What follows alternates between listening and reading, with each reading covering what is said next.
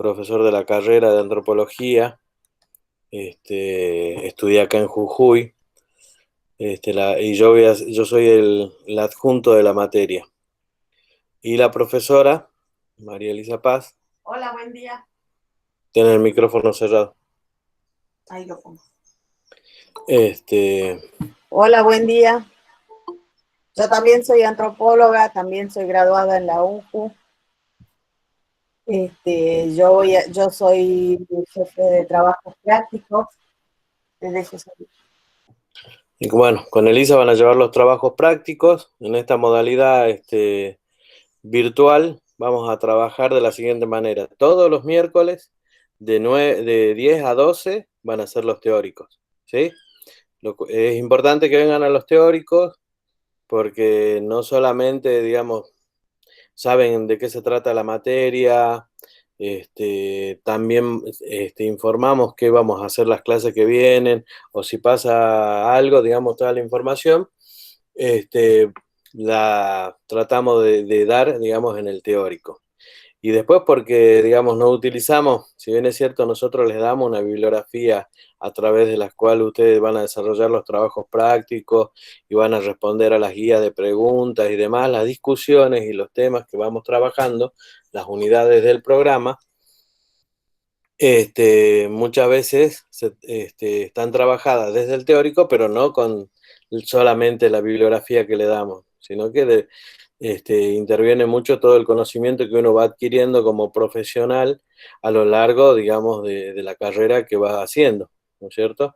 Entonces hay discusiones que, por ejemplo, no van a tener o no van a, si no vienen a los teóricos, no van a poder manejar y después no van a poder trabajar en los prácticos. En los prácticos, la modalidad que vamos a utilizar va a ser también con el Meet, pero con una característica. En el práctico le vamos a pedir, primero que participen, o sea que para participar tienen que tener las cámaras abiertas, ¿sí? El micrófono cerrado y van pidiendo la palabra y van interviniendo de acuerdo a cómo la profe vaya organizando, ¿sí? Pero es una forma de saber que están participando. Con la cámara cerrada, nosotros no sabemos si están o no están. Entonces, digamos, para un práctico, eso se complica. Así que esta es una de las características, como la materia es promocional, mucho en la versión presencial y en la versión virtual también va a ser promocional. Muchos docentes querían que no sean promocionales las materias, nosotros hemos decidido que nuestra materia va a seguir siendo promocional. O sea que ustedes, con la cursada, la presentación de los prácticos, la participación en los prácticos, un parcial y un trabajo final, van a promocionar la materia, no la van a tener que volver a hacer ni rendir como final, ni rendirla libre, ni nada por el estilo. Ahora bien, para llegar ahí, tenemos que tener un compromiso con la materia, o sea, estudiar, ¿sí? Que es lo que ustedes vienen a hacer a la facultad. Nuestra materia no es una materia compleja en términos de que no le damos a antropología, siempre les digo y les repito lo mismo para que no tengan miedo de que nosotros le vamos a dar una antropología como le damos a los que estudian antropología, ¿no? Para ser antropólogos, sino que damos una antropología más bien un poco más llevada hacia tratar de ser una herramienta para el turismo, o sea que les sirva a ustedes el conocimiento antropológico para su futura profesión.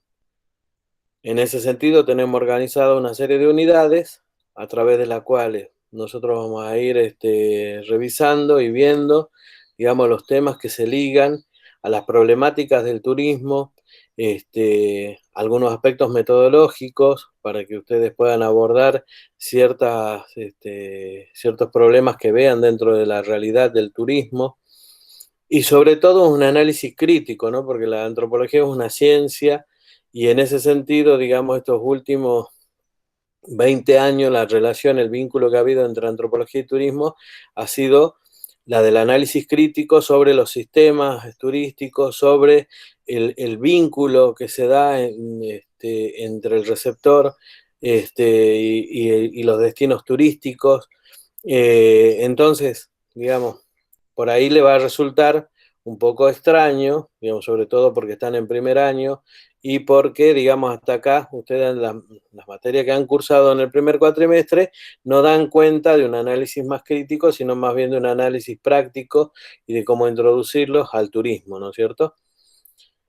Dicho esto, es para que no se asusten como que el conocimiento antropológico es algo que es complejo y que no van a poder entender, ¿sí? Todo lo contrario, lo vamos a trabajar para que sea una herramienta para el turismo.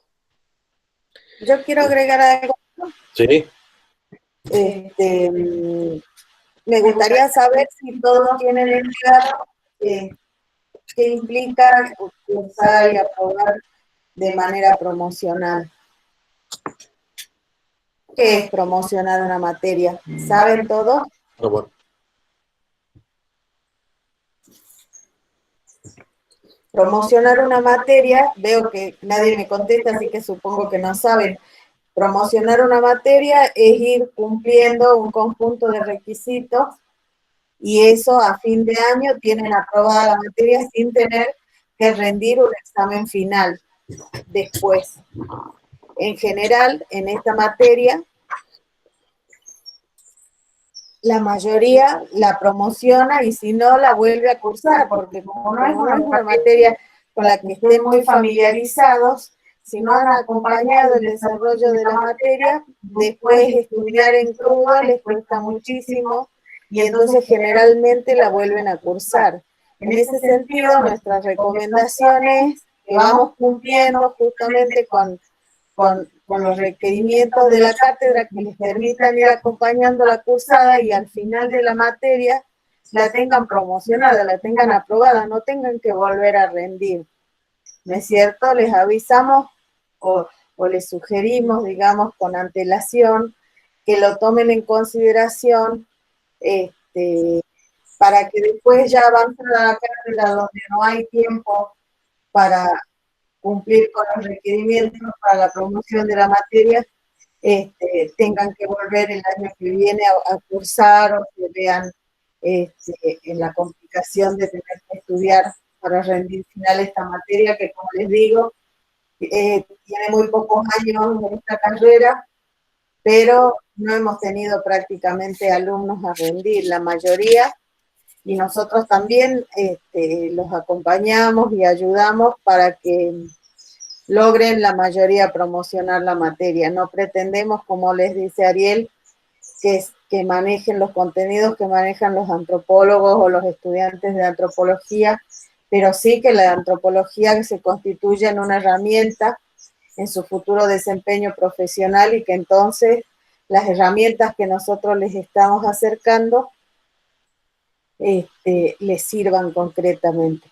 Si tienen, por favor, alguna duda con respecto a esto, no dejen de preguntar. También tenemos la cuestión de los prácticos. Antes de que Ariel empiece formalmente con la clase, quiero decirles que los prácticos se envían antes de la clase. O sea, por ejemplo, este viernes no vamos a tener el primer práctico, sino que el primer práctico va a ser el viernes de la semana que viene. Ya está disponible en el aula virtual, en la solapa de prácticos, el trabajo práctico número 1, donde está la bibliografía y la guía de lecturas. La deben desarrollar y la deben enviar hasta el día miércoles de la semana que viene, porque el jueves yo los evalúo, los leo los prácticos, y entonces el viernes podemos trabajar ya con el material leído, ¿no es cierto? Las clases prácticas son de tipo participativa, pueden consultar y también ofrecer su perspectiva sobre los textos, aspectos del texto que no hayan entendido, de los textos en general. Para cada práctico estamos trabajando 2 textos para leer, que están todos en formato virtual, cargados en el aula virtual. Por favor, si tienen dudas, pregunten.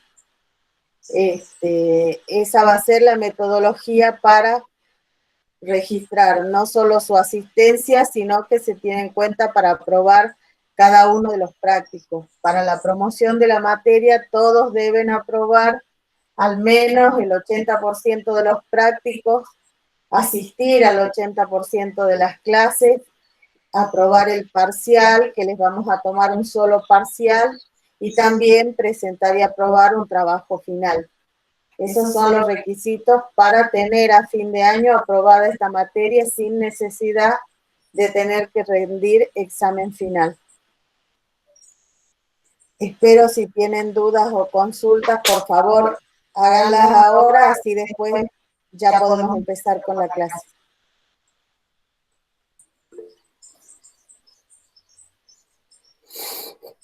Bueno, ahí dice Sol, ¿de qué se trata el trabajo final? Mira, en general depende de cómo construimos el vínculo y cuáles son las cosas que les van interesando. El primer año surgió un tipo de trabajo final que después en el segundo año fue distinto porque la dinámica de la cursada y los intereses del grupo fueron otros, y entonces las características formales, los temas, los vamos a ir definiendo en función del desarrollo de la cursada y de los intereses que surjan del grupo. Así es que, bueno, para eso todavía falta un poco. No nos apuremos, vamos haciendo primero los prácticos, después aprobemos el parcial y ahí nos vemos en el trabajo final ya cuando estemos llegando al final de la cursada.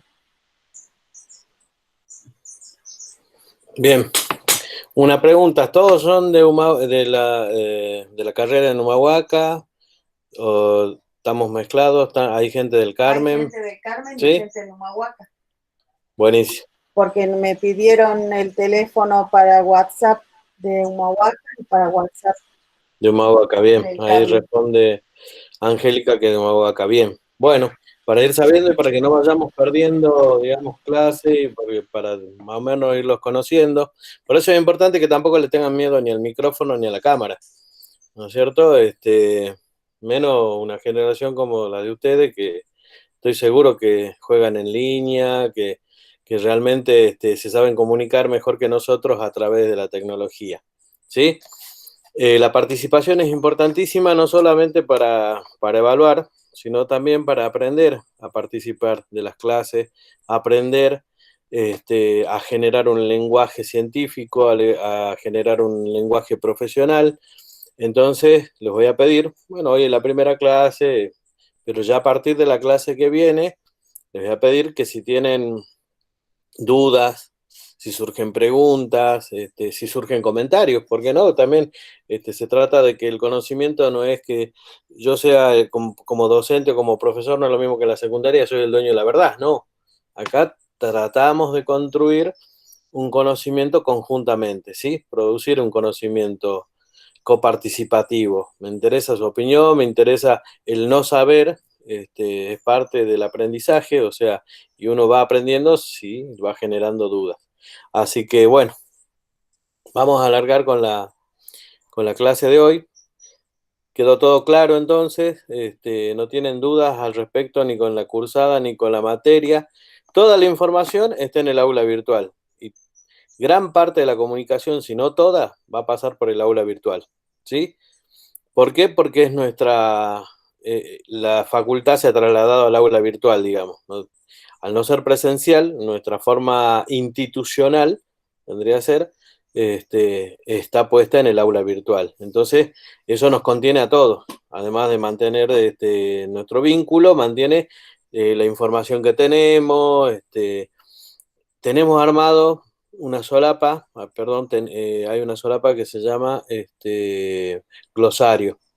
Todos los términos que ustedes van encontrando, que no entienden, que les resultan difíciles, buscan en Google, que si no tienen diccionario, hoy Google soluciona todo, uno hace la búsqueda y encuentra el significado, ¿sí? Y lo suben al glosario. Este ejercicio, que parece tan simple, ¿qué hace? Hace que el hecho de buscar el significado de una palabra, después escribirla en el glosario para dejarla en el aula virtual, se fije dentro, o sea, se internalice dentro de nosotros, se transforme en parte del conocimiento. Si no hacemos este ejercicio, digamos, es como que, bueno, qué sé yo, la cultura. Cuando hablamos de cultura, por ejemplo, en términos generales, en términos del sentido común, lo que cualquiera puede aportar o decir de la cultura, no es lo mismo que la categoría cultura para la antropología. Y no va a ser lo mismo dentro de la práctica del turismo, ¿sí? Entonces, si tenemos un autor que define cultura, por ejemplo, como un recurso económico, bueno, agregarlo al glosario, para entender por qué estamos utilizando esa categoría y por qué estamos pensando en ese contexto, ¿sí? Bien, les voy a pasar un PowerPoint, así que por ahí no los veo. Si van haciendo preguntas, voy a estar alternando entre la pantalla del Meet y la presentación, ¿sí? Yo voy viendo igual el chat, si querés. Bueno, porque yo quedo en la pantalla, pero yo no veo la pantalla del Meet cuando hago la presentación. Así que... Bueno, como último, hasta que Ariel ponga el PowerPoint, recuerden que este viernes no tenemos práctico. Voy a ver si le subo a través del WhatsApp el link de acceso a la clase, pero también lo subimos al aula virtual para que nos vamos acostumbrando y familiarizando que la forma de estar en clase es a través del aula virtual. Así que vayan explorando también el aula. Tenemos la herramienta Rosario por un lado, pero también tenemos el foro. Ahí podemos dialogar entre nosotros y con los compañeros. Vamos a dialogar con los compañeros de Humahuaca y del Carmen. Nos podemos conocer y ver si tenemos inquietudes comunes o no. Esas son las herramientas para transmitir opiniones, para transmitir dudas, para transmitir consultas. Probablemente haya más de algún compañero que no entendió un tema y alguno preguntó y entonces todos pueden ver las respuestas y si se aclaró la duda, quedarse con eso o si siguen teniendo dudas también seguir consultando. Recordemos que las dudas y las consultas surgen de estudiar. Si ustedes en alguna oportunidad dicen que no han entendido nada, es porque no han estudiado nada. Y entonces estamos perdiendo el tiempo, ¿sí? Las dudas surgen en particular sobre temas, sobre aspectos de los textos que no han comprendido, pero si no han comprendido nada, en general se trata de no haber estudiado nada. Así es que por favor, es una redundancia venir a la universidad y que les digamos que tienen que estudiar, pero realmente tienen que estudiar para las materias, para los prácticos, para los teóricos, para poder dialogar, para poder tener dudas, para poder interactuar en las clases. Bien, ¿se ve el PowerPoint? Sí, ¿Sí? ¿se Bien. vemos? Bueno, bárbaro. Vamos a empezar entonces con una pregunta. ¿Qué estudia la antropología? No vamos a empezar por el libreto siempre fijo de que la antropología es, eso vamos a irlo definiendo en el camino. Hace unos años, ya varios, esta pregunta se la hacían a antropólogos, sobre todo occidentales, pensando que en sus inicios la antropología estudiaba solamente las sociedades primitivas. Y digamos desde su origen, además un origen colonial, al servicio de, qué sé yo, de los imperios como Inglaterra, como Francia, esta mirada fue cambiando, no solo el mundo se fue descolonizando, en términos de la pérdida de las colonias, ¿no? En términos de las prácticas. Y entonces la antropología también tuvo que cambiar. Por aquel entonces se hablaba mucho de objeto de estudio, hasta que después de una gran revisión, tanto teórica como metodológica, los antropólogos comenzamos a pensar que la gente no son objetos, ¿no es cierto? Que esa tradición heredada de las ciencias naturales, que manipulaba objetos, no era la mejor forma de explicar el trabajo del antropólogo ni de definir a quienes estudiaban los antropólogos, ¿no? Porque siempre, sean sociedades primitivas, sean sociedades, como también se denominó en algún momento al resto de las sociedades o a las sociedades más occidentalizadas complejas, en ambas situaciones se trabajaba con población, con seres humanos. Entonces, esta discusión, y a través también de una discusión de corte un poco más epistemológico, como es el de la objetividad y la subjetividad que debe tener la ciencia al trabajar en cualquier entorno, ya sea humano o a través de objetos, también era una concepción que comenzaba a perder fuerza dentro de la antropología. Entonces, esta pregunta, ¿qué estudian los antropólogos? ¿Qué estudiaba la antropología?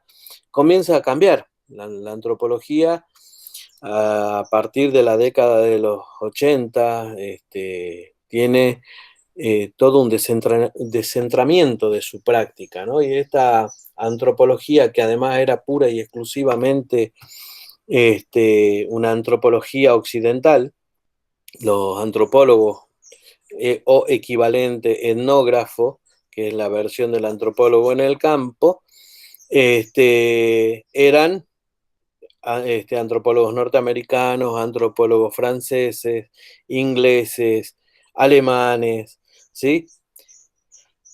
Pero el mundo va cambiando y la cultura occidental también va avanzando sobre otros territorios. Y este conocimiento, que era pura y exclusivamente de uso occidental, se va transformando también en un conocimiento y se van generando nuevos espacios de aprendizaje de la antropología, tanto en Latinoamérica como en África y en Asia.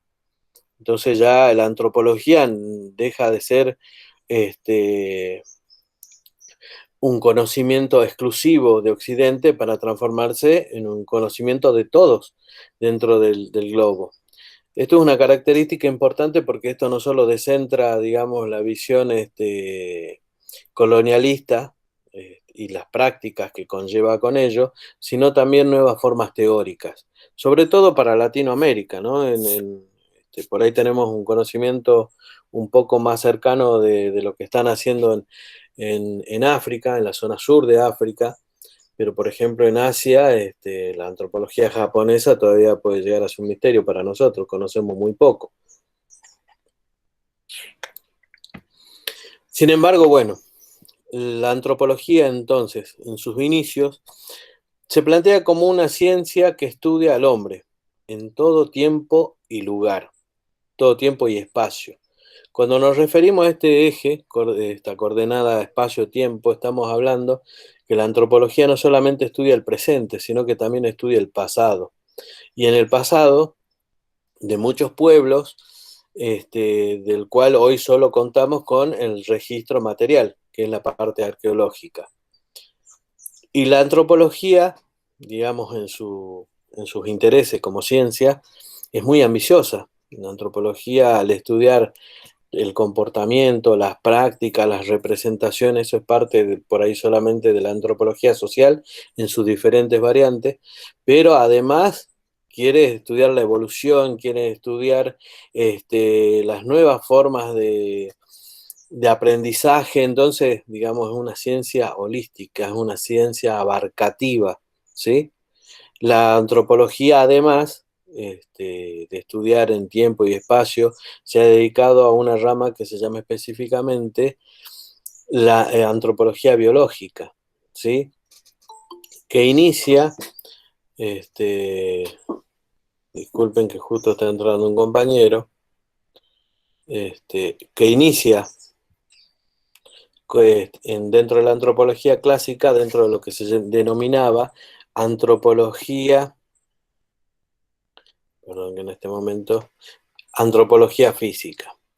O sea que si nosotros retomamos por ahí la división clásica y las ramas clásicas de la antropología, podemos dividir a la antropología en dos grandes ramas: la antropología social, la antropología física, que es la antropología biológica, y la antropología social, que tiene una serie de subramas, muchísimas subramas.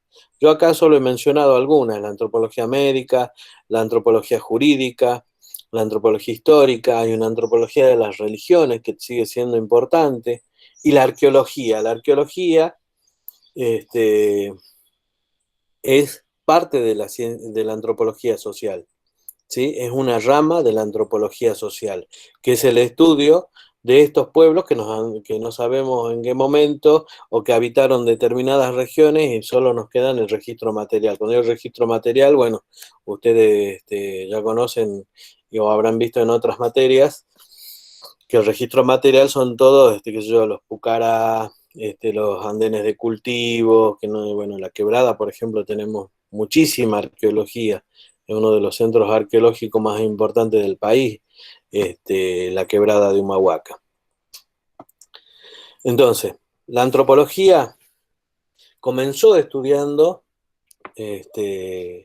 las poblaciones originarias, los pueblos primitivos, como lo denominaba en la antropología clásica.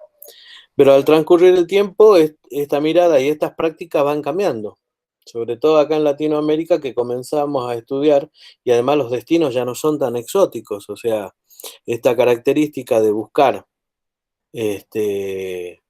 sociedades alejadas y totalmente diferentes a la sociedad occidental,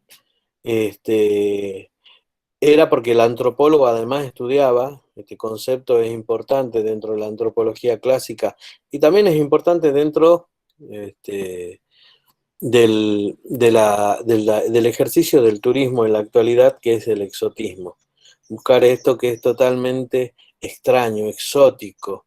Es el ejercicio pleno de lo que un autor como Esteban Kross denomina la otra edad, ¿no? En la antropología clásica se puede decir también que es el estudio del otro, de ese otro diferente, ¿sí? Y el ejercicio además se completaba con el traslado del antropólogo a estas sociedades. O sea, además viajaba a esos lugares donde ninguna otra persona o otro científico u otra persona occidental se animaba a ir o tenía intereses por conocer. Pero que una vez terminada la investigación del antropólogo y publicada, se transformaba en eso, ¿no? En este ejercicio de otra edad, en descubrir a través de la antropología y de los viajes de los antropólogos esos lugares exóticos. Y es importante, sobre todo yo remarco estos procesos, porque dentro de los procesos políticos, sociales, culturales que hemos tenido como sociedades, y cuando hablo estoy pensando sobre todo en Latinoamérica, donde ha habido, digamos, primero una colonización, con la imposición cultural, ¿no es cierto?, que ha ido generando la pérdida muchas veces de las identidades, de la cultura de los pueblos originarios, pero también ha habido resistencia y por eso hoy tenemos prácticas socioculturales diferentes. No todo es homogéneo ni todo es globalizado. Y además hemos tenido políticas de Estado. El Estado-Nación, cuando se construye, a pesar de querer homogeneizar culturalmente y que todos seamos argentinos, hablemos castellano y vayamos a la escuela y pensemos en una sola historia, digamos, dentro de la vida privada de las poblaciones, la resistencia se ha ejercido y por eso hoy tenemos rituales que no tienen que ver con el ejercicio de la práctica del Estado-Nación, ¿sí? En ese sentido, digamos, a pesar de que ha habido mucha imposición cultural previo en la colonia y posterior después de armado el Estado-Nación, incluso hoy, digamos, para los destinos turísticos actuales y sobre todo para el turismo después de los 90 que genera un enlatado donde lo principal es contar con culturas que se liguen a la ancestralidad, con culturas que sean exóticas, ¿no es cierto? Con destinos exóticos, es importante que lo vayamos teniendo en cuenta, lo vayamos considerando, porque después, cuando analicemos los problemas, los conflictos territoriales, esta variable que comenzó siendo, este concepto que comenzó siendo importante para la antropología clásica, hoy es importante para la práctica del turismo, sobre todo para territorios como el nuestro, ¿no es cierto? Y cuando digo territorio como el nuestro, donde tenemos donde hay poco trabajo formal, donde la producción es casi inexistente, donde hay este, mucho autogerenciamiento del trabajo, este, y entonces, digamos, todo este tipo de políticas, como por ejemplo la patrimonialización en la quebrada de Humahuaca, que después se transformó en un gran boom y el turismo saltó no solo en la quebrada de Humahuaca, sino hacia toda la provincia, sigue siendo el motor lo exótico. Así que eso es un concepto que vamos a tener que incorporar dentro del pensamiento y del análisis que vamos a ir generando a través de la antropología. Bien, entonces, si retomamos nuestra pregunta, y ahora vamos avanzando un poco más, la antropología deja de ser entonces pura y exclusivamente el estudio de las sociedades primitivas para transformarse en una antropología que estudia no solamente, digamos, sociedades más pequeñas, como en un principio, después de abandonar la antropología de las sociedades primitivas, se transforma en una antropología de corte más del campesinado, porque seguían siendo sociedades pequeñas, si bien es cierto, vinculadas a otras sociedades mayores, pero como que metodológicamente el antropólogo podía ir trabajando dentro de esas sociedades. Pero bueno, se inserta a pleno dentro del mundo social propio, ¿no es cierto? Y en ese mundo social propio, la antropología latinoamericana va a construir una identidad también propia, porque nosotros los antropólogos latinoamericanos no estudiamos ya esos destinos exóticos, ni elegimos una parte en el mundo como para ir a analizar los sistemas de parentesco o para analizar los intercambios comerciales diferentes entre diferentes tribus o los conflictos que existen. No, estudiamos nuestra propia sociedad y estudiamos nuestros propios problemas, ¿sí? En general. Existen dos tipos o existen dos formas de hacer ciencia. Una forma que es básica, que es en la cual nosotros generamos conocimiento para la academia, para nosotros mismos, ¿no es cierto? Generamos paper, generamos libros, pero no destinado al público en general, sino para la academia, para ir contribuyendo al conocimiento académico. Y existe otra forma de hacer ciencia que es pensada en problemas. Entonces nosotros no solamente analizamos, o sea, no solamente buscamos temas, sino que buscamos dentro de nuestra sociedad situaciones que están generando problemas y que el investigador además puede llegar a aportar soluciones. Y digo puede llegar a aportar porque en general los especialistas en este país y particularmente en esta provincia nunca son solicitados, ¿no? Salvo algunas carreras como economía, o ciencia económica o un ingeniero, el resto prácticamente parece que no aparece. Entonces, uno de los grandes problemas que tenemos de hace 20 años o un poquito más es el turismo, porque a pesar de que el turismo genera grandes ganancias, y no solamente en destinos como los nuestros, sino también en grandes espacios productivos y en espacios destinados directamente a generar una economía a través del turismo, también generan problemas. Y los problemas se pueden traducir de diferentes maneras, desde el desborde, que es sobrecargar la capacidad de un espacio físico, un espacio social, un espacio cultural. También generan conflictos cuando se ponen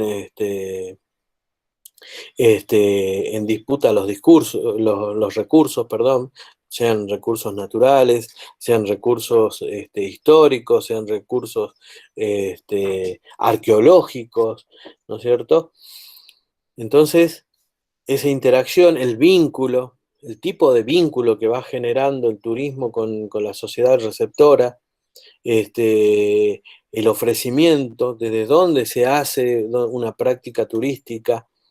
Entonces se va complejizando cada vez más, no solamente las relaciones, sino también se va complejizando cada vez más la forma de producción de la sociedad, ¿no? Y cuando hablo de producción, no me estoy refiriendo a la economía, sino me estoy refiriendo a la cultura, ¿no? Cómo producimos sentidos, cómo producimos símbolos, cómo producimos bienes materiales, cómo producimos y reproducimos nuestras relaciones hacia el interior de nuestras vidas, tanto en la vida cotidiana como hacia afuera, porque de hecho, digamos, toda nuestra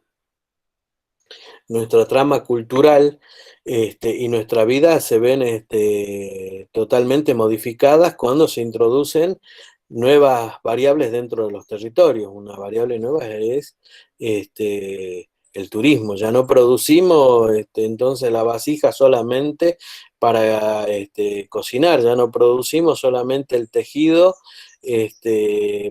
para vestirnos y ocasionalmente venderlo, ¿no? Ahora estamos produciendo para el turista, y el turista tiene otros gustos, ¿no es cierto? El turista les gusta otras formas, otros colores, pero también le gusta que sea local. Entonces tenemos que combinar nuestro conocimiento con esa abstracción que representa el turista y lo que le puede llegar a gustar. Estamos modificando nuestras prácticas culturales, estamos modificando todo ese entramado cultural, nuestra forma de ver el mundo. Y en ese sentido, la antropología, sobre todo cuando la llevamos al nivel de etnografía, o sea, cuando la llevamos al campo, cuando vamos a transformar ese conocimiento teórico, vamos a contrastarlo con la realidad, es interesante, y sobre todo, más que interesante, es necesario, porque comenzamos a hacernos preguntas sobre nosotros mismos, ¿sí? ¿Qué es la magia que tiene la antropología como conocimiento? Poder analizar la realidad, nuestra propia realidad, en el caso de las antropologías latinoamericanas, pero no desde la misma perspectiva. Vamos descentrando y deconstruyendo constantemente el conocimiento, nuestro propio conocimiento, lo ponemos en tela de juicio, o sea, generamos un conocimiento crítico sobre nuestra propia realidad. Pero ese conocimiento crítico no sirve si nosotros además no buscamos formas de trascender ese conocimiento crítico. Y para trascender ese conocimiento crítico tenemos que tener un pensamiento estratégico. Otro término que van a escuchar mucho y otro término que vamos a tratar de que ustedes incorporen y de que lo lleven a la práctica, no solo a nivel teórico, sino que sea parte de la vida cotidiana, ¿no? Cómo pensar, así como cuando pensamos que tenemos que ir al almacén y qué tenemos que comprar, porque dijimos, bueno, vamos a hacer un guiso de arroz. Voy, compro el arroz, la cebolla, la papa, vuelvo. Uy, me olvidé el pollo. Me olvidé el pimiento, me olvidé el ajo. Entonces, volver al almacén. Eh, y estamos yendo y viniendo, pero no estamos pensando estratégicamente. ¿Sí? Es un ejemplo muy burdo y cotidiano, pero como para introducirnos en el tema. Ahora, ¿qué pasa cuando nosotros tenemos que pensar en las prácticas turísticas? ¿no es cierto? No solamente tenemos que tener un conocimiento profesional de cómo armar un circuito turístico, no solamente tenemos que saber qué tipo de recursos contamos, ya sean naturales, ya sean históricos, sean arqueológicos. Eso es lo que tenemos, lo que poseemos y lo que cualquiera de nosotros que no es profesional también lo puede hacer. La capacidad que nosotros integremos y la capacidad que nosotros tengamos para responder a los problemas que se nos van a presentar, ahí es donde hacemos la diferencia en el conocimiento que vamos a ir creando académicamente. Un conocimiento y un pensamiento estratégico fundamentalmente. Y en ese sentido la antropología es una herramienta valiosísima, porque primeramente, para hacer todo esto, ¿qué tenemos? ¿Qué nos enseña la antropología? A pensar. Y cuando digo pensar no es porque no pensemos, podemos pensar en que más tarde tengo que salir, puedo estar pensando en que me gustaría el fin de semana ir a bailar, puedo estar pensando en que me gustaría tomarme unos mates o ir a ver los amigos. Bueno, ese es el pensamiento cotidiano el que tenemos todos. Sino cuando nosotros hablamos de un pensamiento profesional, cuando nosotros estamos hablando de un pensamiento a niveles de abstracción un poco más importante, ¿sí? Y toda la trama de la antropología tiene que ver con esto, con este cambio en la cabeza de cómo vamos a pensar nuestra vida profesional y cómo vamos a resolver problemas dentro de de nuestras profesiones. Algo que nos enseña también es a generar preguntas. Las preguntas en la investigación son muy importantes.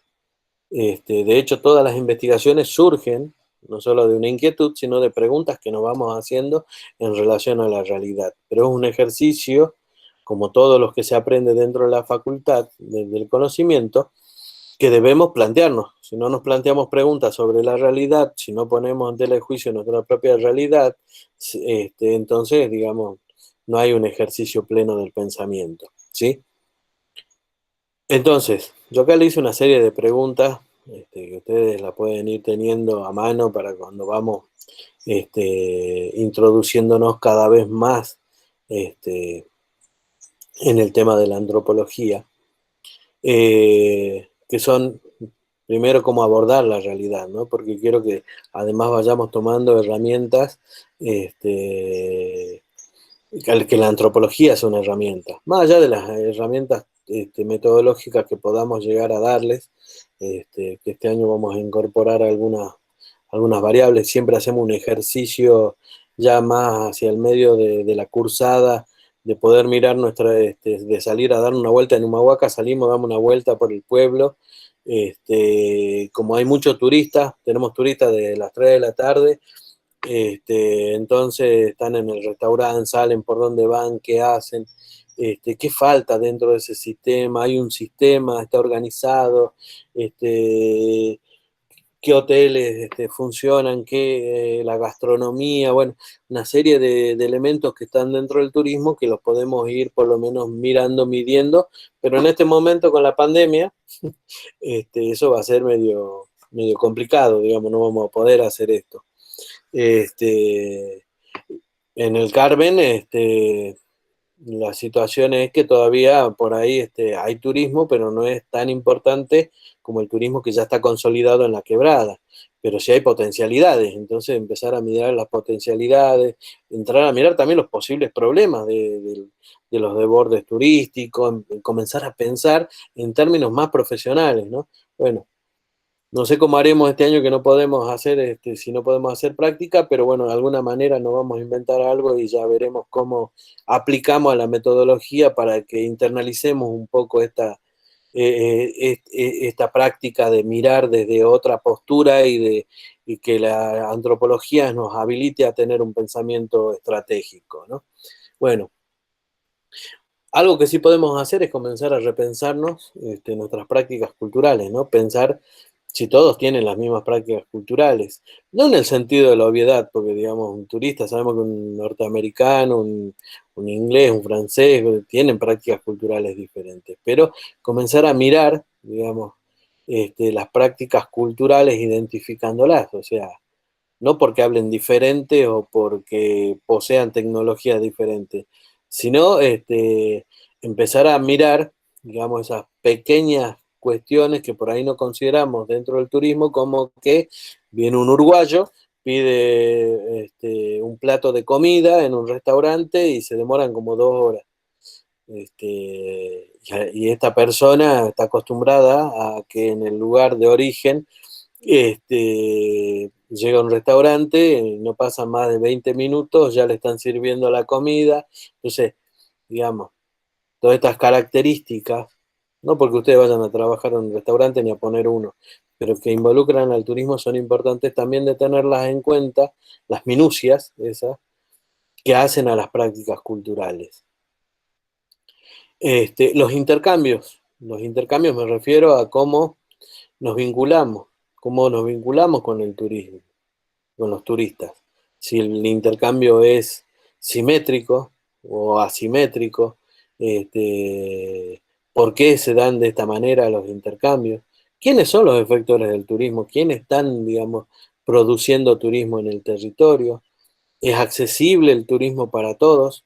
Y no estoy pensando en los turistas, sino estoy pensando en ustedes como futuros profesionales, o sea, ¿cuál va a ser su lugar? ¿Qué accesibilidad tenemos? ¿No es cierto? A gestionar, a generar políticas de turismo.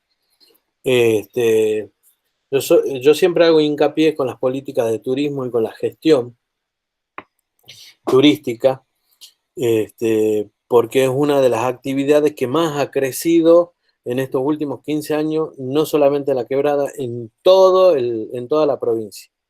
¿Cuál es el tema? El tema es que no hay modelos de turismo. O sea, no se aplica un modelo que pueden ser diferentes para las regiones, porque tenemos ecoregiones diferentes, pero además, digamos, las políticas no están hechas por especialistas en turismo. O sea, es el lugar que ustedes tienen que gerenciar en el futuro. O sea, no están hechas están hechas por políticos, y los políticos muchas veces no entienden ni los problemas ni tienen un pensamiento estratégico, tienen un pensamiento político, ¿sí? Entonces, si nosotros queremos generar prácticas profesionales alrededor del turismo, tenemos que generar participación, tenemos que tener elementos que diferencien nuestra práctica. Este, además de que ha crecido mucho la actividad, junto con ese crecimiento hay mucha gente ligada al turismo que le interesa no generar sistemas, solamente vender dentro del turismo. Tener un restaurante, tener un hotel, poder vivir de eso y nada más, tener un hospedaje, ¿sí? Ahora, ¿cómo nosotros integramos, cómo nosotros generamos redes, cómo generamos, voy a usar un término que todavía a lo mejor no lo conocen, pero que ya lo vamos a descubrir, igual se los voy a ir adelantando, cómo generamos clúster dentro del territorio? Todo eso tiene y va a estar basado en un conocimiento y en un pensamiento estratégico. Esa es la diferencia. Porque si no, ya tenemos gente haciendo turismo, ¿no? ¿Para qué queremos ser profesionales? El profesional tiene que tener un plus, y el plus es el conocimiento. El conocimiento debe servirnos a nosotros para generar alternativas laborales, profesionales, y para generar además modelos de desarrollo dentro del territorio. ¿Sí? Como que nos fuimos, pum, para arriba muy lejos, ¿no? Pero, digamos, esta, estas características, digamos, y todo este tipo de información, el tipo de análisis que nosotros vamos a ir haciendo, quiero yo que les sirvan para que ustedes transformen la antropología en ese pensamiento estratégico, para que sea una herramienta, para que ustedes puedan lidiar, digamos, con la complejidad del mundo actual y con la complejidad que reviste además el turismo. No es una actividad que sea simple, ¿sí? No es una actividad que solamente se restrinja a ciertas especificidades. No, es una actividad sumamente compleja. El otro elemento que es muy importante es cómo nosotros ponemos en venta nuestra cultura, o qué ponemos en venta de nuestra cultura, algo que la antropología ha trabajado muchísimo y que nosotros vamos a trabajar en la clase que viene, que es transformar la cultura en un recurso económico. ¿Se puede transformar la cultura en un recurso económico? Sí, lo sabemos y de hecho ya lo estamos haciendo. ¿Ya? Ahora, ¿qué queremos transformar nosotros? También tener, digamos, una práctica que tienda a mostrar lo que nosotros queremos mostrar. No solamente es lo que el turista quiere. Acá tenemos que jugar dentro de lo que son las políticas de desarrollo y lo que va a ser el desarrollo sustentable para nosotros. Solamente va a ser sustentable si para nosotros sirve. Si solamente lidiamos con los caprichos del turismo, entonces nunca va a ser sustentable. ¿Sí? Que ahí hay otra característica importante dentro de las prácticas del turismo actual, que también tenemos que abordar porque si no, la sustentabilidad nunca llega, siempre está como atrapada y el desarrollo se transforma en vez de un remedio en una enfermedad.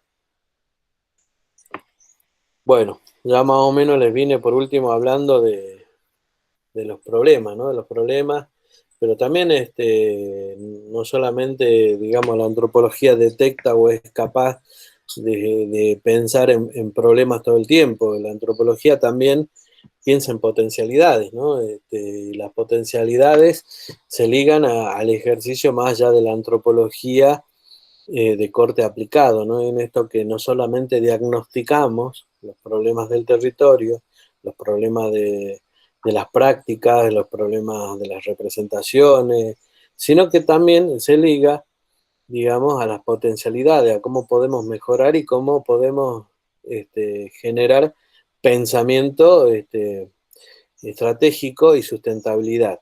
Cómo nosotros podemos lograr esa tan ansiada sustentabilidad que desde la década de los 90 viene de mucho antes, pero en términos de sustentabilidad aparece en los 90 y que nos está rondando como un fantasma en todo tipo de actividad que desarrollemos, sea agropecuaria, ganadera, en la provincia, la sustentabilidad, y parece que fuera algo tan abstracto, que nunca lo alcanzamos, ¿no? Que siempre queda en un cubículo guardado y no logramos generar sustentabilidad.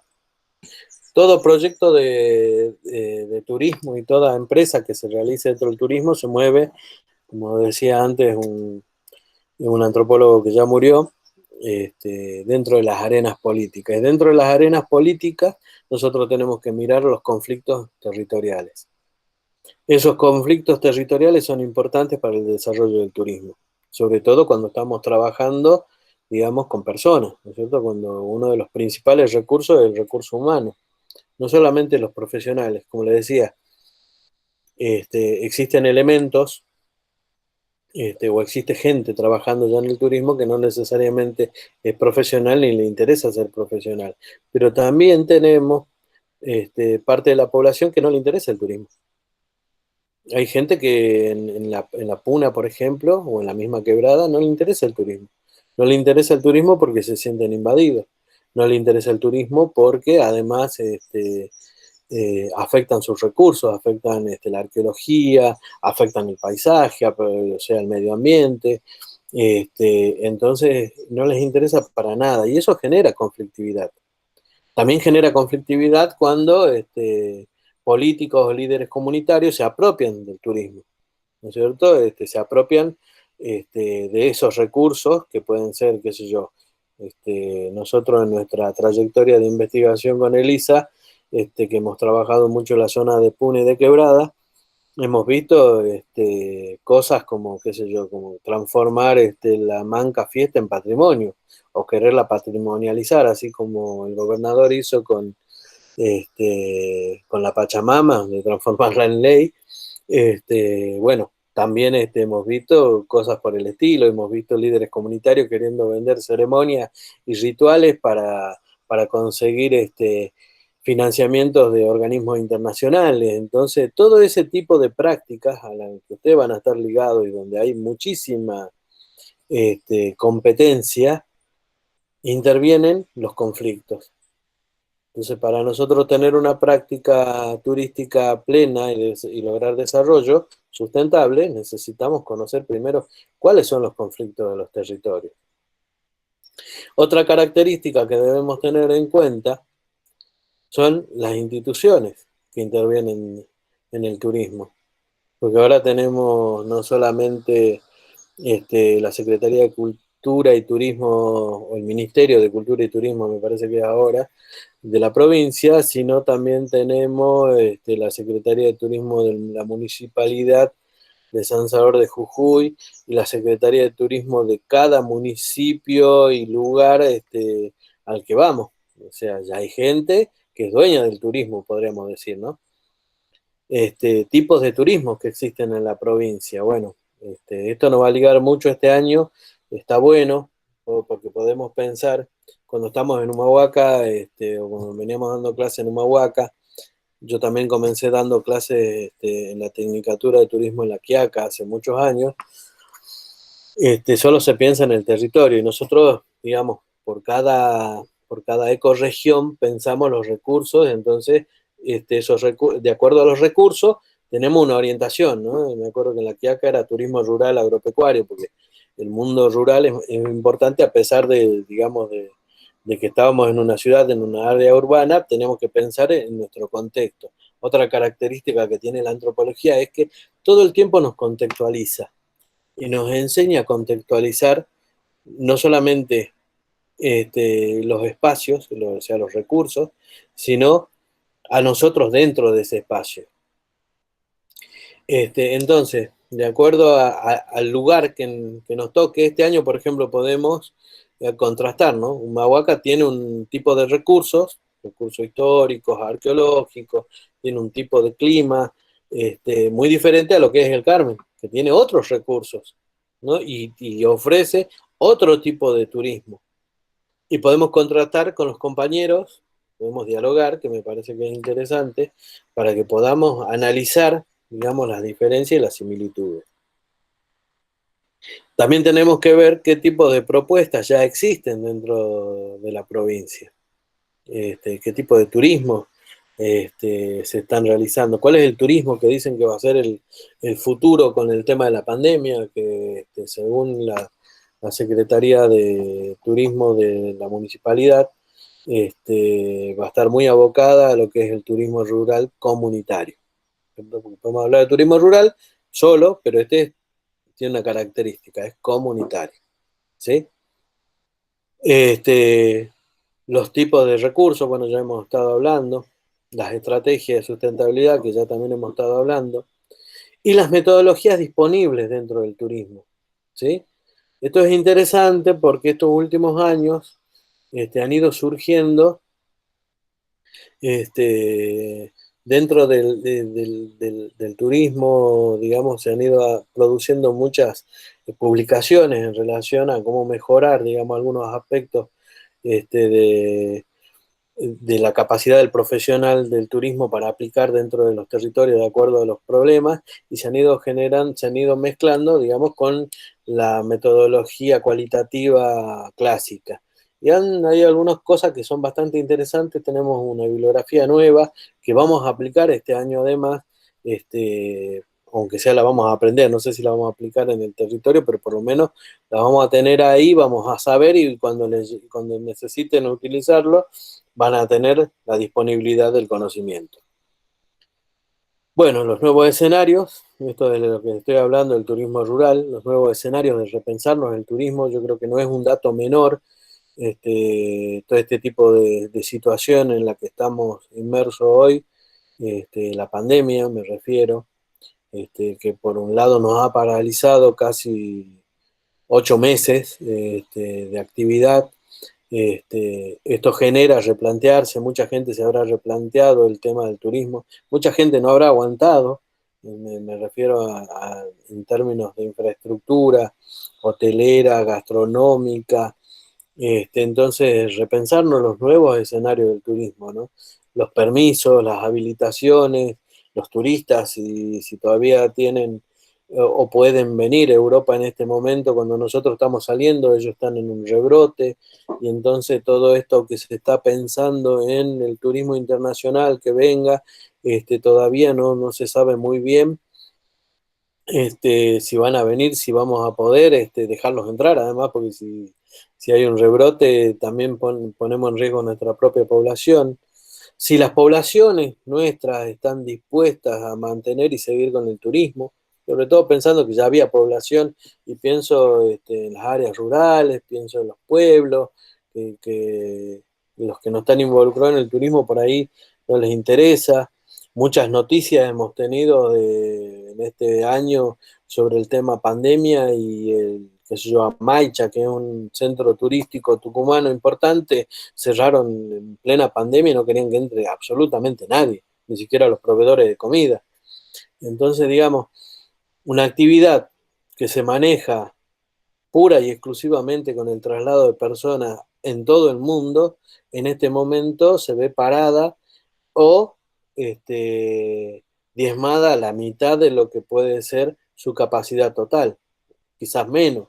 Entonces, digamos, creo que es una situación única, pero que es una situación interesante para planteárnosla como problema y para plantearnos cómo resolver, ¿no? Cómo podemos generar turismo ante una situación tan grave como esta. Yo creo que no, el turismo no va a tener, si logramos salir de la pandemia, no va a tener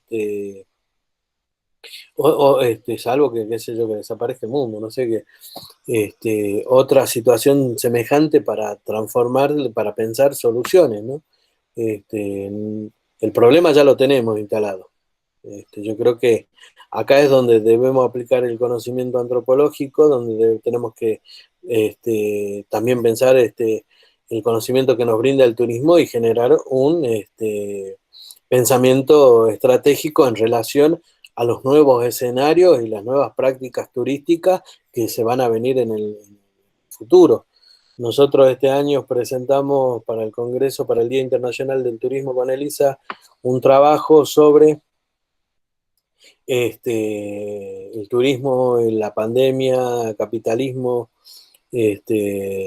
donde más que dar certeza, nos estamos haciendo preguntas, ¿no? Nos estamos preguntando hacia dónde vamos, qué vamos a hacer, cómo se va a desarrollar la actividad, qué va a pasar de acá en más, si se van a reabrir, si, bueno, en ese momento todavía no estábamos fuera de la cuarentena, como estamos ahora, pero la perspectiva es que si las vacunas no salen, si funcionan, no funcionan, bueno, eso veremos, nos devolverá el ritmo al que estábamos acostumbrados, y si no, habrá que pensar estrategias nuevas y prácticas nuevas alrededor del turismo. Bien, o sea, en síntesis, ¿qué estudia la antropología? Y la antropología en la actualidad analiza los problemas de este mundo complejo, ¿sí? En términos de definición, en términos clásicos, digamos, la antropología es el estudio del hombre, bueno, del hombre, de la humanidad en todo tiempo y espacio. Perdón, mi memoria se va a una definición muy vieja de la antropología, ¿sí? Una medio machista. Claro, hay que cuidarse con lo que uno dice. En esos términos, digamos, en los términos más clásicos,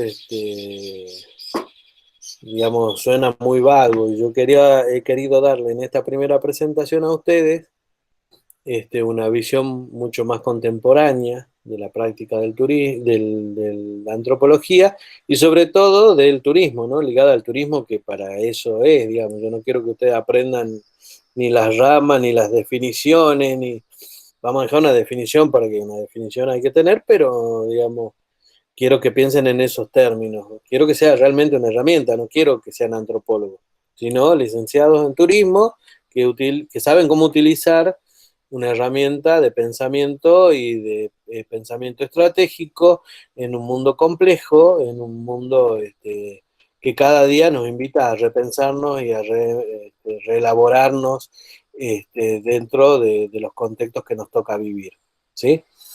Y no menor es, digamos, tener una profesión, que es no es solo la forma de vivir, sino de la forma de cómo obtener recursos para vivir, ¿no es cierto? ¿Puedo agregar algo? Sí, por supuesto. Me olvidé de comentar que en el aula virtual también hemos agregado, digamos, como material complementario un video que han hecho estudiantes de antropología, me parece que son de Perú, que también están describiendo y definiendo qué es la antropología, ¿no?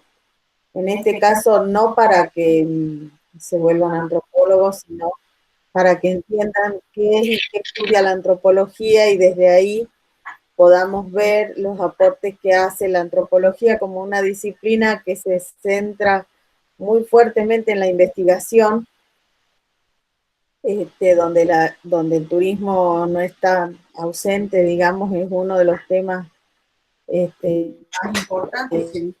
más importantes que discuten en este momento, que analizan, que investigan los antropólogos y son esos los aportes que nosotros les queremos acercar. A lo largo de la cursada vamos a ir viendo también no solo lo que pasa en nuestra región, sino en distintas regiones del país y también de Latinoamérica, donde ya han pasado, por ejemplo, los procesos por los que estábamos pasando antes de la pandemia. Y entonces nos permite pensar qué es lo que nosotros queremos para el desarrollo turístico de nuestras regiones. ¿No es cierto que si bien Ariel ya les mencionó este tipo de cosas, vamos a mirar, a analizar, estudiar las prácticas turísticas en Latinoamérica en general, en Argentina y en Jujuy en particular. Así que esperamos que les guste, que les interese. No dejen por favor de mirar el video, que también puede ser ilustrativo. Es un video, como les digo, hecho por estudiantes también.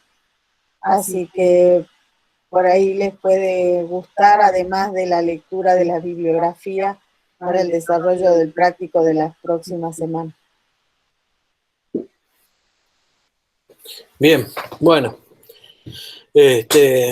Preguntas, dudas, comentarios, aportes, se aceptan todo tipo de intervenciones. ¿Sí? Profe, ¿es posible que la antropología también se relacione con la filosofía en el método de pensar?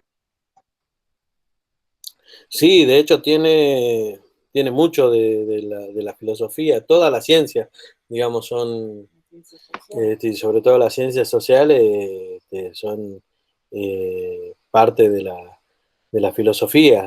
El tema es que como ciencia, la antropología no solamente piensa, sino que eso que piensa, eso que observa, que analiza, este, no está en la abstracción pura. Cuando digo abstracción pura me refiero a que nosotros podemos pensar, qué sé yo, en los héroes míticos, digamos, ahí no hay ningún aporte. Nosotros, digamos, observamos la realidad y de esa observación de la realidad, el dato empírico, vamos a transformar o vamos a tratar de analizar el problema que surge de la realidad. ¿Sí? Si podemos aportar con soluciones, mejor. En realidad digo, esto porque nosotros no tenemos desarrollado como en algunos otros países una antropología aplicada. En Estados Unidos tiene una antropología que es aplicada, práctica.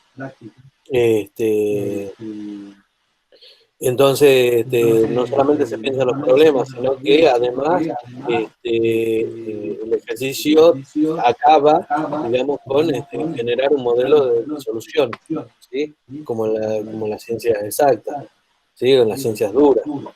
Es un problema, digamos, que no es que sea la academia, me parece más bien que es contextual, ¿no? No tenemos recepción del lado del Estado, el Estado por ahí sabe de la eficiencia y de la necesidad del conocimiento antropológico, pero también es un conocimiento que no les gusta porque en muchos casos dice la verdad o el antropólogo un poco más rebelde, muchas veces no le gusta ser manipulado, entonces no se busca tener una antropología aplicada, porque en realidad no termina siendo aplicada, uno analiza, trata de ver analiza los problemas, trata de buscarle una solución, pero de ahí nunca se aplican, ¿sí? Esa es la diferencia básica con la filosofía. Nosotros no solamente generamos un pensamiento abstracto, pero dentro de la realidad y para la realidad, ¿sí? ¿Se entiende? Sí, profe, gracias. Hay otro compañero preguntaba qué es holístico. Holístico significa que es abarcativo, ¿sí? ¿Querés agregar? Abarca. ¿Agrega? Sí, sí, ahí voy para que prenda mi micrófono, perdón. Holístico Holístico es que abarca los distintos aspectos de la realidad, ¿no? Es como mirar un objeto desde distintos puntos de vista. En el caso antropológico estamos mirando la problemática social desde el punto de vista económico, social, cultural, político, ¿no es cierto? La mirada holística es mirar desde distintos lugares. ¿Se entiende? ¿Se entiende? En general, la antropología holística es muy característica de la antropología clásica, ¿no? Nosotros o sea, se estudiaban pequeñas sociedades y como se estudiaban pequeñas sociedades se podía analizar todos los componentes de esa sociedad, o sea, podía analizar la religión, la salud, la producción, los intercambios económicos, los intercambios rituales, el parentesco, ¿sí? En sociedades como la nuestra, decir, bueno, voy a estudiar la sociedad jujeña, ya ahí estamos pensando en un obstáculo metodológico, porque, digamos, no vamos a lograr abarcar todos los pormenores de la sociedad jujeña. Voy a estudiar la problemática del desempleo en la sociedad jujeña. También sigue siendo grande. Voy a estudiar la problemática del desempleo en los sectores cuenta propista de la vieja terminal de Jujuy. Bueno, ahí sí, ¿me entienden? Porque metodológicamente, cuando hablo de metodología, es que uno tiene que ir a investigar esa realidad, o sea, tiene que ir a relevar información de esa realidad. Y ustedes piensen que si bien es cierto, hay equipos de investigación, por lo general, trabajamos solos, trabaja un individuo en términos de antropológicamente hablando. Entonces, tiene que tener la capacidad de abordar esa realidad en su totalidad y ahora más segmentada, como dice Elisa, en donde el holismo se transforma en esto de poder mirar desde diferentes variables esa realidad, desde diferentes puntos, ¿no? Porque está bien, no solo es un problema económico, el sector cuenta propista, sino también es un problema cultural, social, también es un problema en la salud, y bueno, y cómo se vincula a raíz de ese problema y lo vamos mirando desde diferentes aristas. ¿Sí? Más o menos eso responde por ahí al compañero. No tengan miedo en abrir el micrófono y hablar, ¿no? Es parte del ejercicio de ser alumno de la universidad. Sí, profe, muchas Angélica. gracias. Muchas gracias, sí, la verdad es que me ayuda mucho. Estoy escuchando con mis auriculares y la verdad que muchas gracias por la explicación. Ahora entiendo que pertenece a esa primera parte de la antropología y que refiere a los diferentes puntos de vista, que es abarcativo. Muchas gracias. Buenísimo. Bueno, ¿alguna otra pregunta? ¿Alguna duda que haya surgido de esta primera parte de lo que estamos tratando?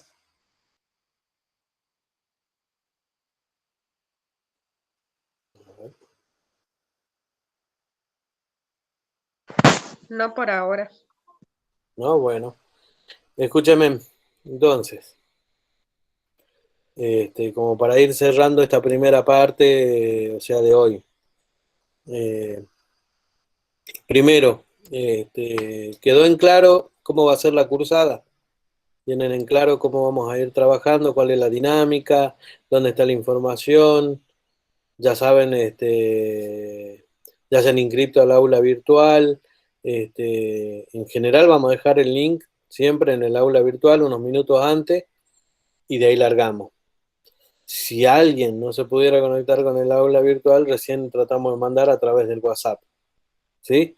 O también mandamos a través del WhatsApp, usamos los dos, o usamos los dos medios para que no haya, para que no tengamos problemas, ya que somos bastantes. Eso por un lado. Ya saben que este miércoles, justo estoy por repetir el tema de los trabajos prácticos, que este miércoles, no, este viernes no tienen práctico, recién la semana que viene. Para ese trabajo práctico tienen que tener estudiado los textos que dejamos para esta primera clase, respondida la guía de preguntas, tienen que tener participación, o sea, en el práctico tienen que abrir no solo los micrófonos, sino la cámara y participar, ¿no? Tenemos que abrir un diálogo, ¿sí? Que es fundamental esto dentro de la cursada para la promoción. Diálogo me refiero a que, como decía hace rato la profe Elisa, tienen que venir y decir, a mí me surgió o esta duda o me surgió este problema a partir de la lectura o me inquietó tal cosa y me gustaría aprender o me gustaría saber un poco más sobre esto, ¿sí? Aisol dice que son muy pocos. Bueno, se van a tener que acostumbrar, porque una cuestión no es opcional. No es opcional, ¿por qué? Porque es parte del aprendizaje. La mayoría de nosotros estamos haciendo un curso ahora de postdoctorado en México y todos participan. Cerramos el micrófono, la cámara, digamos, para no molestar, pero la participación es plena, es parte del ejercicio de estar en la universidad, el poder hablar, el poder tener dudas, el poder preguntar, el poder generar preguntas. Estas preguntas, o sea, no, que yo le estuve pasando en el PowerPoint, no es por casualidad. Tenemos que aprender a generar preguntas a partir del conocimiento que vamos adquiriendo, ¿sí? Y las dudas y todo lo demás es un modelo arcaico, esto de pensar, no voy a decir nada porque el profe, acá somos compañeros, ¿sí? Y yo trato de enseñarles el conocimiento que yo tengo, pero digamos, mi conocimiento es mucho más rico, también aprendo yo de ustedes, siempre lo digo y se lo digo a todos mis alumnos, cuando compartimos, cuando dialogamos, ¿sí? Entonces, eso es importante, ¿sí? Y porque además es una forma de desinhibirse. Si tuvieran que defender una tesis, si tuvieran que presentar un trabajo que van a presentar en los congresos, que es parte de la vida académica, todo es a través del discurso, o sea, de la palabra, de cómo nos manejamos, de cómo nos vemos. Yo sé que es raro verse, a mí me ha costado un montón este año aprender a mirarme en la cámara, verme ahí como si fuera un espejo mientras hablo, escuchar la propia voz, que muchas veces no nos gusta cómo suena. Bueno, pero es parte del aprendizaje y por lo visto es parte de la realidad que vamos a tener, que nos toca vivir y no sabemos hasta cuándo. Entonces tenemos que ir incorporando esto, ¿sí? Y además porque realmente si fuera presencial es mucho más rico el trabajo de discusión. Cuando uno lleva el texto estudiado y empieza a entrar en la discusión de qué es esto, qué es aquello y cómo poder, van a ver que se internaliza mucho más rápido. Si se van quedando con las dudas, además se va a transformar en un conocimiento tedioso si no sé y no lo termino de entender y no sé, no me gusta, ¿sí? Así que es mejor la participación. No sé si querías agregar algo. Yo sí. Tenés el micrófono cerrado. Ahí agregué. Sí, se la vamos a dejar el PowerPoint en el aula virtual. Toda la información quedó registrada en la aula virtual. También estamos grabando la clase para quienes no pudieron asistir. La transformamos en YouTube y después la subimos para que la puedan ver. Quería decir que en el caso de los prácticos, ¿no? Como para poder registrar la asistencia tienen que participar, los que no participan voluntariamente, les vamos a ir preguntando directamente sobre o las preguntas o sobre lo que estemos discutiendo en el momento en particular. Así que traten de no ser tímidos y de ir participando en aspectos o en temas, en partes de la discusión donde se sientan más seguros, para que después no sea yo la que les dice, a ver, no sé, Luz, ¿qué pensás vos sobre este tema o qué has entendido? ¿Sí? La asistencia se registra de esa manera, en la participación. Hemos visto en la experiencia durante el primer cuatrimestre que es muy importante el seguimiento. Como no nos podemos ver, no sabemos si están entendiendo, si se han dormido. La única forma es leyendo lo que escriben, evaluando, que es a través de la evaluación de los prácticos, y después lo que decimos en clase. Así que es fundamental el tema de la participación. También tengan en cuenta que la escritura académica es diferente, ¿no es cierto? Entonces, ustedes desarrollan la guía de lectura. Y después, antes de enviarla, la leen para ver si no tienen errores, si se entiende lo que han escrito. Muchas veces uno escribe a las apuradas o está escribiendo y piensa que está perfecto, y después cuando le pega una revisadita se da cuenta que algunas cosas que parecían claras cuando las escribieron, al leerlas no son tan claras. Todas esas prácticas contribuyen a la formación profesional, ¿no es cierto? Parte del trabajo es hablar, y parte del trabajo profesional también es escribir. Así que es una práctica que la tenemos que ir construyendo desde el principio de nuestra formación, y bueno, nosotros queremos contribuir en eso también. Hemos tenido nosotros también dificultades como estudiantes de la UNJU en acostumbrarnos a escribir de forma académica, que no es la misma escritura que la escritura coloquial, y entonces vamos ejercitándonos desde el principio de nuestras carreras. Esa es una de las cosas que quería agregar. No se olviden de ver, por favor, el video y de prepararse para la participación en la clase, porque todos van a participar. Recuerden que la asistencia a los prácticos es obligatoria, y para registrar la asistencia tienen que participar. ¿Alguien tiene alguna otra duda?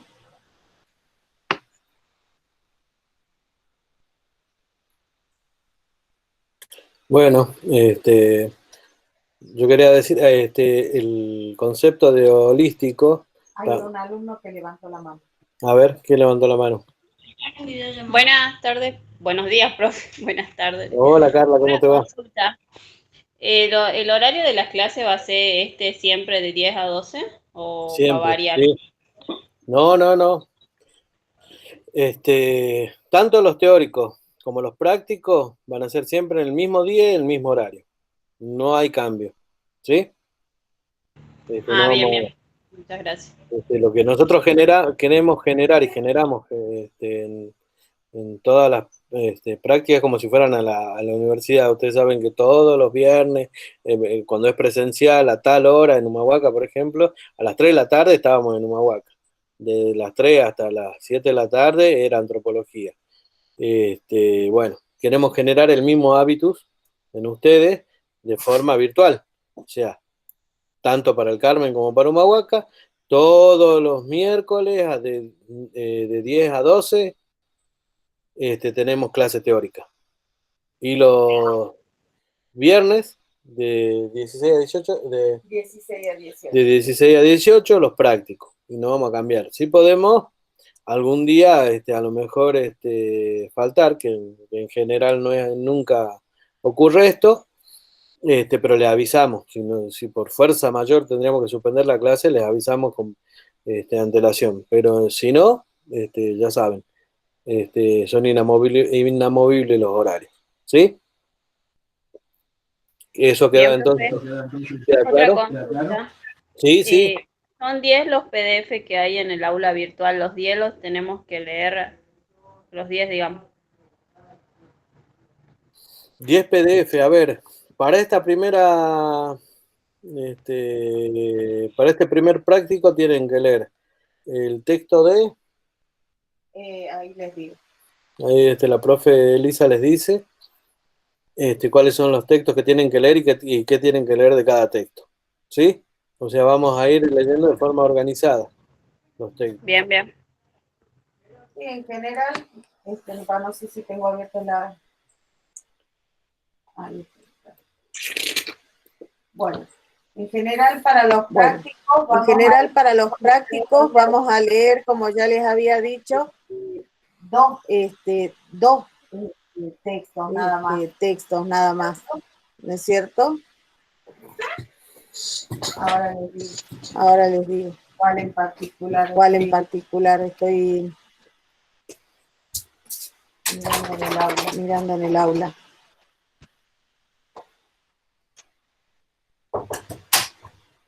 Denme un segundo. Vamos a discutir qué es la antropología. No vamos.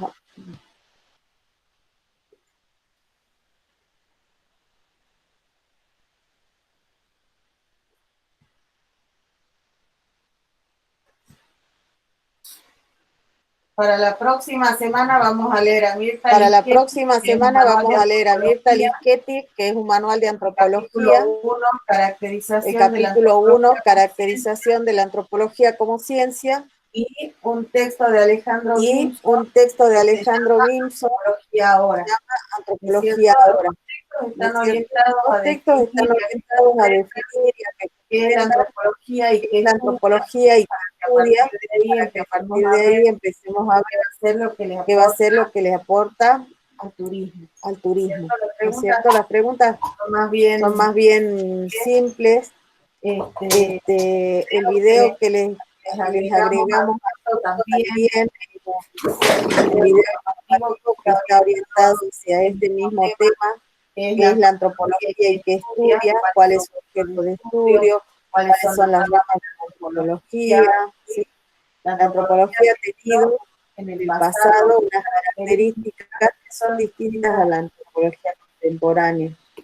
También eso lo vamos a ver diferenciado en estos textos que estamos viendo, que si bien no tienen que saber de memoria estas cosas, sí es bueno saber qué es la antropología. Ustedes tienen, antes de esta clase, ¿tenían idea de qué se trata la antropología, qué estudia? ¿Alguno había visto algo de la antropología antes? Yo más o menos algo, profe, porque No, ya tengo la tecnicatura en turismo y más o menos vi algo, pero no extenso, digamos. ¿Dónde estudiaste la tecnicatura? En el IDMA. ¿Dónde es el ITMA? No. En la Belgrano, es un instituto privado, tecnicatura en turismo. Mira qué bueno. ¿Y qué tal? ¿Qué te pareció? ¿Qué idea tenías de la antropología? Sí, me gustó bastante, pero lo que pasa es que nosotros no tuvimos mucho, no era muy extensivo, era más práctica que otra cosa.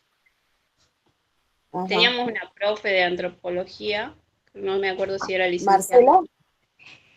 Sí, ella. La profe Marcela, sí la conozco. Sí.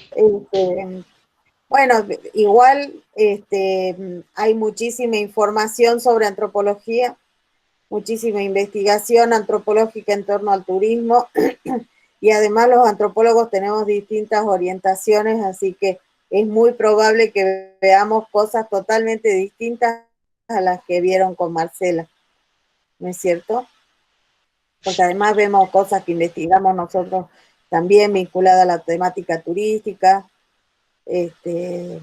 Bueno, espero que igual te siga aportando. ¿Alguien más trabajó algo vinculado a la antropología o estudió o conocía algo de antropología además de Carla? Yo, profe, A pero en ver, realidad Andrea. no lo estudié, sino que lo charlaba con amigos que estudiaban antropología, en especial chicas. Y cuando yo les preguntaba qué es lo que estudia la antropología, porque bueno, cada quien se pregunta, ¿y vos qué estudiás? ¿Y vos qué estudiás? Y ella me decía antropología, y yo le digo, ¿y eso de qué se trata? Y ella me respondió, hasta ahora me acuerdo de una forma muy graciosa, que estudiaba las actitudes de las personas, como así decir, la cultura más sus actividades. Entonces yo le decía, ¿y cómo en qué se aplica? Y me decía, y es como tratar de diferenciar por qué una chica escoge teñirse el cabello de rubio en vez de dejarse el pelo natural castaño. Entonces me empezaba a hablar de cómo actuaban los modismos y estas tendencias que cambian a las actitudes, en las actitudes y actividades de las personas. Eso es lo que, bueno, después de haber visto otros videos más, pero me quedo ahí de que la antropología estudiaba la cultura. Sí, la antropología social básicamente estudia la cultura, pero no solo en aspectos estéticos, le podríamos decir a la elección de qué hacemos con nuestra forma de llevar el pelo, de vestirnos, que también son aspectos que mira la antropología, ¿no? Pero hay estudios antropológicos en torno al turismo, que es lo que vamos a ver en esta cátedra, pero también en torno a la cuestión de patrimonio, en torno a la salud, a la educación, hay los antropólogos o la antropología aborda distintas problemáticas vinculadas al hecho social, ¿no? Las prácticas de las personas en el presente, que es lo que hace la antropología social. La arqueología lo hace a través de los restos materiales y la antropología biológica está más orientada a los problemas de alimentación, de salud, de desarrollo genético, biológico, ¿no? Es distinta son distintas las orientaciones. Además hay que considerar que, digamos, es una concepción media antigua de la antropología. La antropología utilizó mucho la psicología para entender también el comportamiento humano. Pero en la actualidad, o sea, la antropología estudia básicamente grupos sociales, no estudia individuos, ¿sí? Nos interesan los problemas y nos interesan las relaciones y los procesos dentro de las sociedades, o sea que estamos entendiendo la cultura dentro de ese marco, no a nivel individual. Eso hace ese trabajo desde el psicólogo. Y en todo caso, digamos, cuando se producen fenómenos sociales, cuando se producen movimientos sociales, que están dando cuenta de un problema social, donde nosotros, digamos, más nos interesamos. Hay muchas formas de hacer antropología. Una de las características del mundo contemporáneo es esa, que hay muchas formas, no hay una sola forma de hacer antropología. Pero en lo que respecta para nosotros dentro de la materia, la antropología estudia grupos, no individuos, ¿sí? Eso es algo que tienen que tener en claro. Bueno, ¿preguntas? ¿O cerramos? Han evacuado todas las dudas. Sabemos los días, los horarios. ¿Saben trabajar bien con el aula virtual? Saben entrar, saben manejar la solapa, saben dónde están la información. Bueno, nosotros hemos dividido por unidades, digamos, no es nada complejo, pero todos se manejan bien con el aula virtual. Sí, dice Carla. Buenísimo. Andrea también. Bárbaro.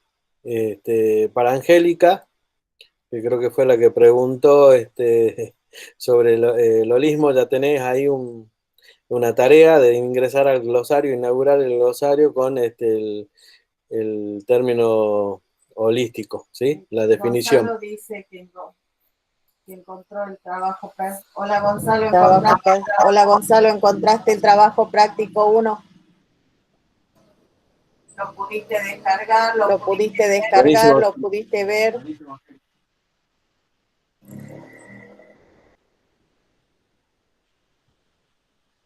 Bien. ¿Y dudas y consultas? Por favor, nos mandan mail, ¿sí? Sol abrió el micrófono. Sí, yo. No, yo quería aclararle si podría cambiar el día de la clase de consulta de teórico, porque en el aula virtual decía que salía jueves. Ya que estuvimos mirando en el aula virtual y no encuentro dónde dice jueves. Hay diferentes actividades.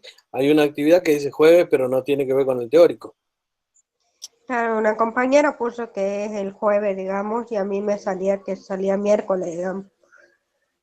Bueno, ya vamos a detectar bien dónde está el error y vamos a corregirlo, ¿sí? Gracias, profe. No, gracias a vos. Bueno, entonces ya saben cómo va a ser la modalidad de trabajo, ya saben cuáles son los días y horarios que son fijos, y tienen los textos para iniciar el primer práctico, ¿sí? Y nos vemos la semana que viene, el día miércoles, para el segundo teórico, ¿sí? Y además, bueno, si alguno faltó, no pudo estar hoy, vamos a subir más tarde noche será la clase que va a quedar grabada al aula virtual, ¿sí? Ah, mira. Gracias, profe. Encontré el error. Buenísimo. Ahí encontró la profe el error. Ahí encontré el error en la solapa de presentación del aula virtual. Ahora lo vamos a corregir.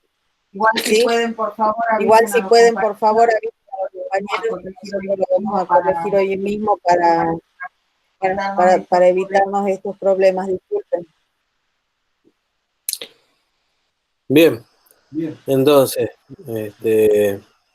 como primera clase, llegamos hasta acá. Ya la semana que viene largamos un poco más intenso. Bueno, dudas, preguntas, ya saben por qué medios nos manejamos. Están habilitados los foros, ¿sí? Y a medida que avancemos también tienen habilitados clases de consulta. Si quieren hacer clase de consulta, pactamos un día horario, hacer una clase de consulta a través del Meet, ¿sí? Buenísimo. Profe, Bueno, ¿cuándo suben la grabación de la clase? más tarde, o sea, tarde-noche me refiero. Mañana creo que pues ya podría estar. Me aseguro que ya esté lista mañana, porque digamos, se graba rápido y todo lo demás, pero subirla a YouTube es medio pesado y entonces demora un poco, pero después ya está habilitado. Por eso no les digo que va a ser inmediatamente. Si fuera rápido, no habría problema, pero bueno, demora, como le digo, mañana a la mañana capaz que ya la tienen habilitada. ¿Sí? Dejamos el link en la solapa que dice clases sincrónicas. Y a través del link ese los lleva a la clase grabada. Bien, profe. Buenísimo.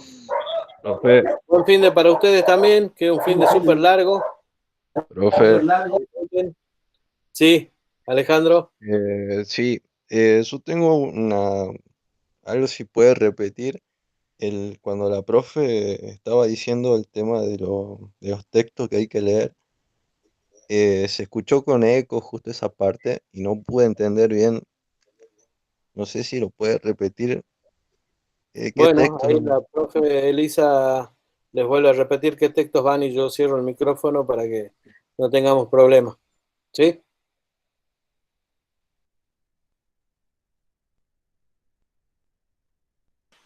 Tenés que cerrar el micrófono y poner en silencio. Bueno.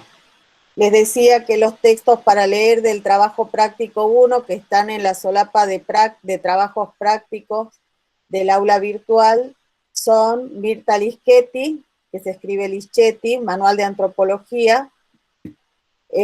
Van a leer el capítulo 1, Caracterización de la Antropología como Ciencia. Está en el PDF esto igual, ¿no? Y el texto de Alejandro Grimson, Antropología ahora, ¿sí? Descentramientos teóricos, que es la introducción al libro de Alejandro Grimson de la Antropología ahora. En esos textos vamos a ver qué es la antropología, qué fue en el pasado, de cuáles han sido sus características y cuáles son las características actuales de la antropología. Y también tenemos un video que les contaba que es un video ilustrativo que está hecho por compañeros de Perú. Lo hemos bajado de YouTube, pero nos parece bastante ilustrativo del tema para que vean qué es la antropología, ¿sí? Con ese material van a desarrollar las guías de lectura y las tienen que enviar hasta el próximo miércoles, que yo les puse las 23:59. Tienen hasta todo el día el miércoles para enviar el práctico, pero yo el jueves los tengo que evaluar para que el viernes podamos trabajar en función de eso. Sabemos si han entendido, si no han entendido, lo que no han entendido, lo podemos discutir y lo podemos aclarar en el práctico al día siguiente, pero ya ustedes van a haber estudiado los textos y entonces también van a tener la posibilidad de interactuar y comentar qué es lo que han entendido sobre los textos que estamos mirando y sobre los temas que estamos desarrollando. ¿Sí? ¿Queda claro eso?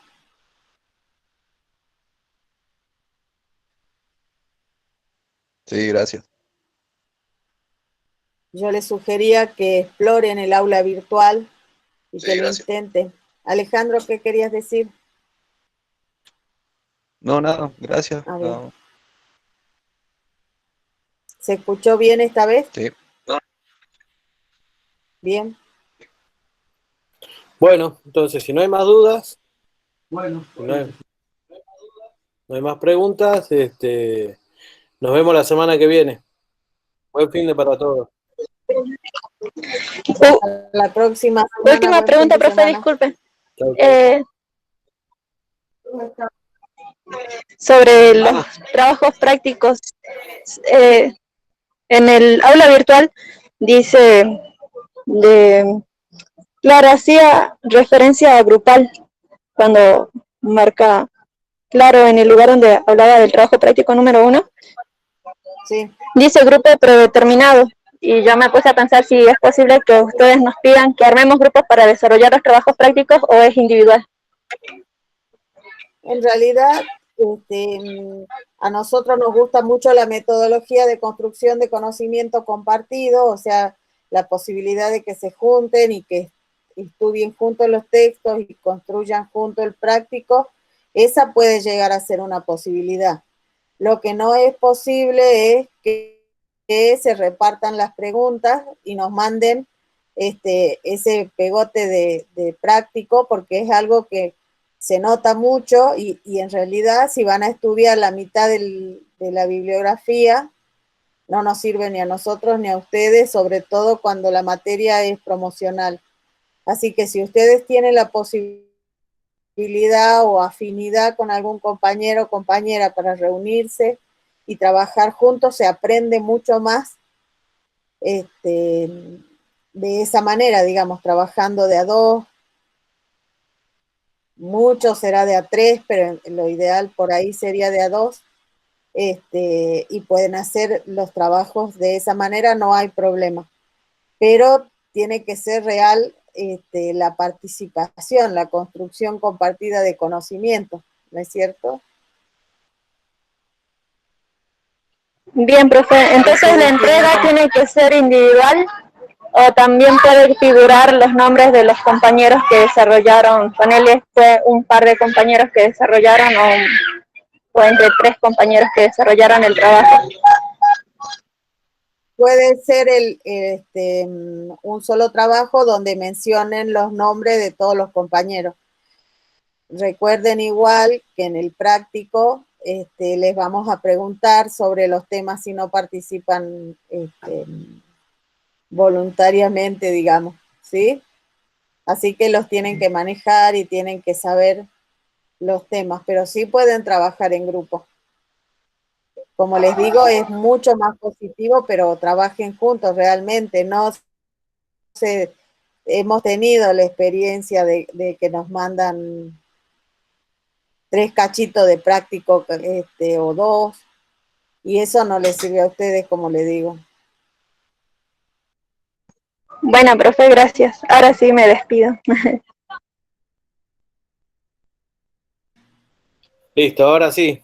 ¿Nadie más? ¿Nadie más quiere preguntar? Profe, profesor, Ahí está Gonzalo. disculpe, ¿este trabajo es Sí, grupal Gonzalo, o vecino. sí, si este trabajo es grupal o individual, este trabajo uno? Perdón, ¿me podés repetir la pregunta? Ay. Si este trabajo, el trabajo práctico uno, es individual o grupal. Justamente eso estábamos hablando con Luz recién. Justamente eso estábamos hablando con Luz recién. El trabajo puede ser grupal. El trabajo puede ser grupal. Afinidad con algún solo si tenés afinidad con algún compañero para reunirte de forma presencial o virtual para leer juntos los textos y desarrollar el práctico en forma conjunta. Pero no se pueden dividir parte del práctico y después leer la mitad de la bibliografía cada uno. Bien, ¿hasta cuántos integrantes ¿Queda puede claro ser? eso? Perdón. Lo ideal es dos, pueden ser hasta No, perdón, no escuché hasta cuántos. tres. Hasta tres. Hasta 3 máximo. Ah, ok. Sí, Listo. sí. Gracias. Bueno. Gracias, profe. Bueno. Gracias a ustedes. Feliz fin de semana. Igualmente. Listo, bueno, ahora sí. Parece que nos vamos. Bueno, nos vemos la semana que viene. ¿Sí? Igual tienen para mandarnos mail, para mandar al foro, preguntas, no duden. ¿Sí? Buen fin de. Chau, chau. Hasta la próxima.